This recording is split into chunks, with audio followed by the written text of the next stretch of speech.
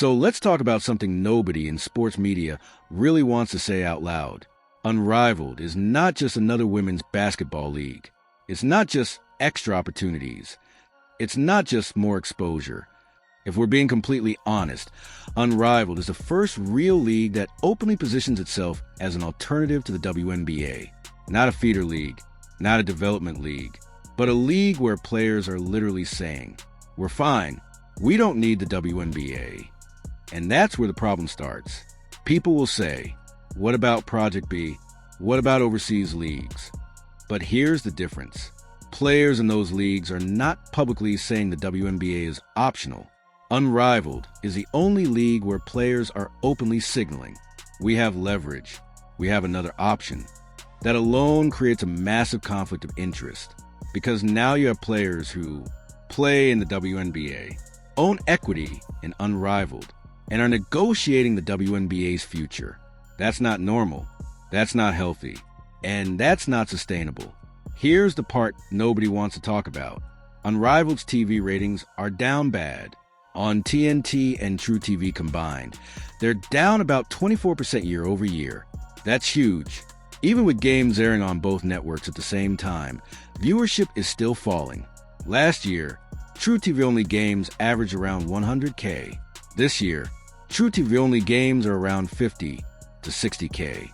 TNT marquee games are barely hitting last year's True TV numbers. So your top games now perform like last year's weakest games. That's not growth. That's decline. Now let's be fair. Angel Reese is a draw. Anyone saying she isn't is lying.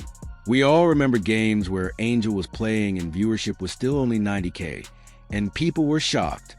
Not because Angel isn't popular, but because the league around her doesn't convert interest into consistent audiences. That's the key problem with Unrivaled. It has stars.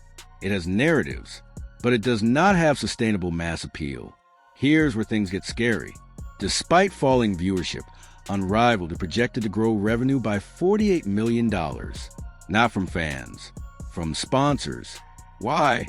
Because companies are scared of a WNBA lockout, and they have advertising budgets specifically for women's sports. So instead of risking unused money, they're dumping it into Unrivaled. Rachel Demita has been saying this all season. Companies are hedging their bets. They don't care who survives. They just want their logos placed somewhere. That means Unrivaled made around $20 million purely from fear. Not demand, not ratings, just uncertainty. Now imagine this. If the threat of a lockout created $20 million, what would an actual lockout do? Short term, Unrivaled would explode financially. Sponsors would double down, increase deals, shift entire budgets. Because no WNBA equals no competition. Let's be real. In the short term, Unrivaled benefits massively if the WNBA collapses. That's not opinion. That's basic economics. Here's the uncomfortable part. Some Unrivaled players own equity in the league. Now, we don't know exact percentages, but even small stakes matter. Let's say hypothetically, a player owns 5 to 10%. If Unrivaled 10x in valuation, their stake becomes worth more than their entire WNBA career earnings. That creates a conflict where it becomes financially smarter for Unrivaled to succeed than for the WNBA to survive. Again, I'm not saying players are acting in bad faith, but incentives matter. Money changes priorities. You can already see it. Camp 1, Breanna Stewart types. Optimistic, calm, trying to keep things stable. Camp 2, Nafisa Collier types. We're fine either way. We have Unrivaled. That split tells you everything. One side wants partnership. One side is ready to replace. Here's the brutal truth. Unrivaled cannot exist once WNBA salaries explode. When WNBA max contracts hit, $2 million, $3 million, $5 million, the league will introduce exclusivity clauses, injury void clauses, insurance requirements, meaning if you get injured in Unrivaled, your WNBA contract to be void. No insurer will cover. 20 players, earning $3, $5M, playing full contact off-season basketball. Unrivaled would have to insure those contracts. They can't afford that. Simple.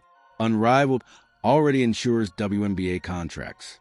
But as salaries rise, insurance costs will become insane.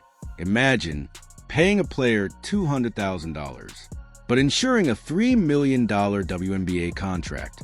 One major injury could bankrupt the league. That's the real ticking time bomb. Not ratings, not sponsorships, insurance. So here's the truth nobody wants to say. Short term, Unrivaled benefits from WNBA chaos. Long term, Unrivaled cannot survive a strong WNBA. It only exists in the gap, in uncertainty, in fear. Once the WNBA stabilizes, grows salaries, and locks contracts, Unrivaled disappears. Not because it failed, but because it was never meant to coexist.